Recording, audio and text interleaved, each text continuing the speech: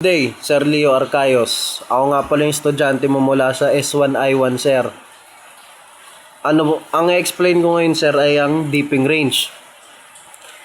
Yung dipping range, ang pagtukoy sa dipping range, sir, mula sa barko patungo sa parola. Ang dipping range ay isang distansya kung saan ang ilaw mula sa isang parola ay unang makikita sa itaas ng abot tanaw o lumubog sa ilalim nito o lumubog sa ilalim nito, sir.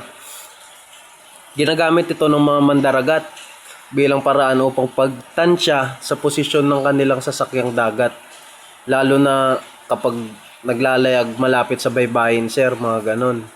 Ang dipping range ay hindi isang direktang sukat ng linya ng paningin, kundi ang distansya kung saan ang ilaw ay nagiging nakikita dahil sa kurbada ng daigdig, sir.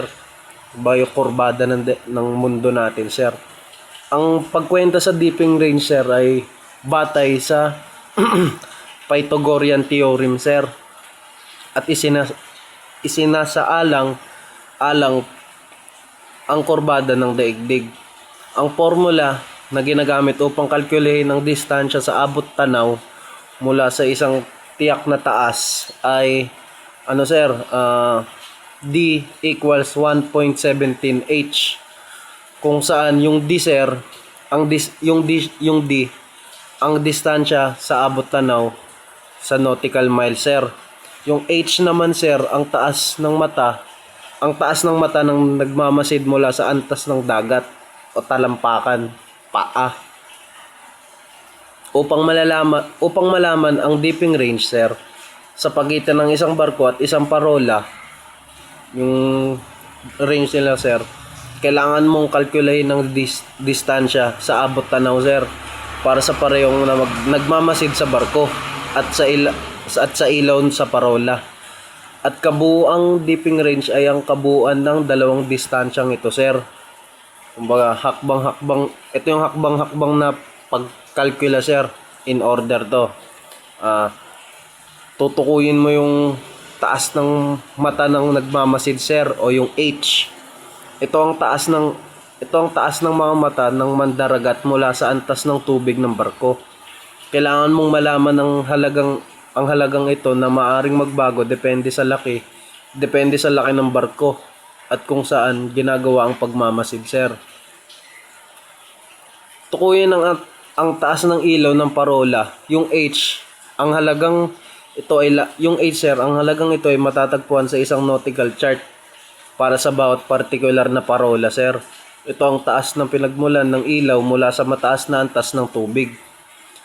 Kalkulahin yung distansya, sir, sa abot tanaw sa mata ng nagmamasid, o D equals 1.17 H. Kalkulahin ang distansya sa abot tanaw mula sa ilaw ng parola. D equals, yun nga, 1.17 H. Kalkulahin ang kabuong dipping range, idagdag ang dalawang distansya. Dipping range equals D plus D. Kumbaga, ganunin mo lang, sir. Ang dipping range ay nagbibigay ng distansya mula sa parola na nagbibigay sa mandaragat ng isang line of position, LOP, sa pamamagitan ng pagsasama nito sa iba pang mga pamamaraan sa paglalayag tulad ng direksyon, compass bearing patungo sa parola. Maaari nilang matukoy ang tumpak na lokasyon ng barko. Halimbawa, kung ang mata ng isang mandaragat ay benching kung talampakan sa itaas ng tubig, ito ang ilaw ng parola ay 100 na talampakan na ang taas.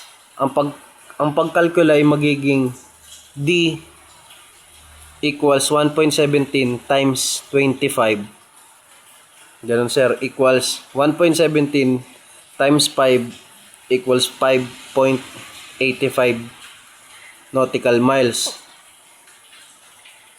Kumbaga, yung mangyari, sir, yung kabuuang dipping range niya 5.85 plus 11.70 equals 17.50 55 nautical miles.